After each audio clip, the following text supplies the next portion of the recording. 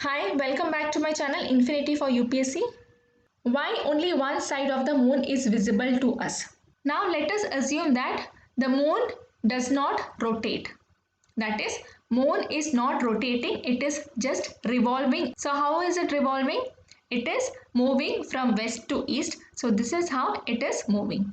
Now for the sake of convenience, I have divided moon into two equal halves and one side is white and other side is blue. Now this moon, it starts revolving. It is not rotating, it is only revolving. So if it is not rotating, the earth will always be in the same position. That is, this side will always be white and this side will always be blue. So the respective position doesn't change. That is, the position of white and blue doesn't change because it is not rotating. So now we will see which portion of moon appears to us from the earth when it is only revolving and not rotating.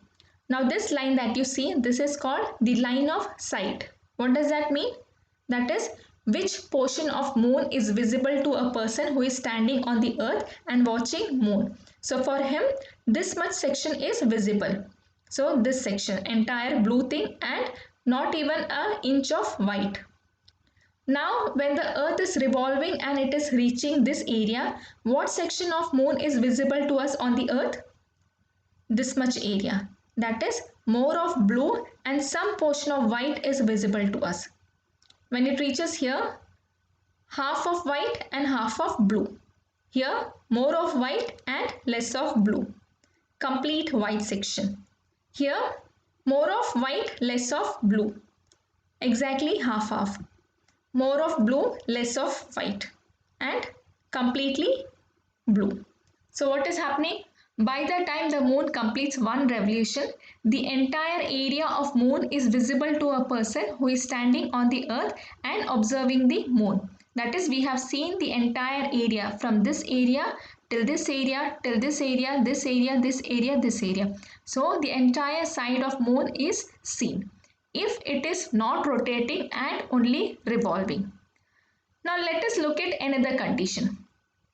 Suppose the rotation and revolution speed is different. Let us assume that it takes 10 days to complete one rotation and 20 days to complete one revolution. So that means if it takes 10 days to complete one rotation, by the time the moon reaches here, that is half area, by the time the moon travels from this area to this area, the entire area of moon would be visible to us. And when it travels from this area to this area, we'll be seeing the moon again once. So by the time it completes one revolution, we'll be seeing every bit of the moon twice. Why? Because the rotation takes 10 days and revolution takes 20 days. So there is some difference between the rotation and the revolution speed. Now what will happen if revolution takes 10 days and rotation takes 20 days? Then by the time one complete revolution is completed, we would have seen half area of the moon.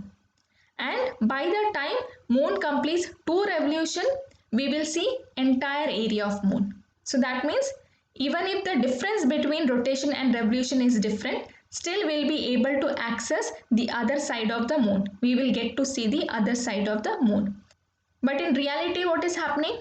In reality, both the movements are taking place, that is, even rotation is happening and revolution is also happening. And what about the time taken? The time taken is same. So now what is the situation? So now let us observe what is the situation when both are taking place and when the time taken is same. So let's start from here. The moon is revolving. So it is revolving from west to east, and by the time it reaches here, it reaches the same position. That is revolution. Now rotation is also happening. That is, the moon is rotating around its own axis. So again, west to east, it is moving. So there are two types of movements happening simultaneously. So now let's reduce it to molecule level. Now this molecule which is here, it takes 21 days to travel from here and move around Earth and reach here. Now this same molecule, it will again take 27 days to move around the orbit. That is, it will start moving from this side and it will move around the orbit and it will reach here. So this is also 27 days. Now let us look at the whole picture. So here again for convenience I have divided into equal parts. One is white and another one blue. So a person standing on the earth, he will be able to see the blue section. Now when the moon reaches this area, it is revolving and it is rotating. So there will be a tilt. Since there is a rotation, there will be a tilt. Moon is rotating, it is moving west to east. So a tilt will happen. Now by the time it reaches here, that is revolution is reaching here, rotation where is it reaching? This tilt has become vertical. Now when the revolution of the moon reaches this area, what is the rotation of the moon doing to the moon? It is tilting this vertical line and now the line has become slant. Now here it will be horizontal. Again slant, vertical, slant and horizontal. So now you can see that by the time this molecule completes one revolution, this moon is completing one rotation. That is, this position is again retained by the time it reaches here.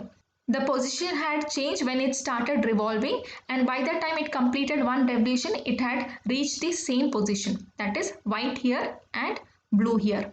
Now if you are observing from Earth, what do you observe? Every time you are able to see the same area. That is, every time you are seeing the blue area and you are never seeing the white area. So this is the reason why, because of the sync in rotation and revolution time, we are able to see only one side of the moon. So I hope this is very clear now. So that's all from my side for this topic. Please like, share and subscribe this channel if it is helping you, and I'll be back with the next video very soon. Thank you so much.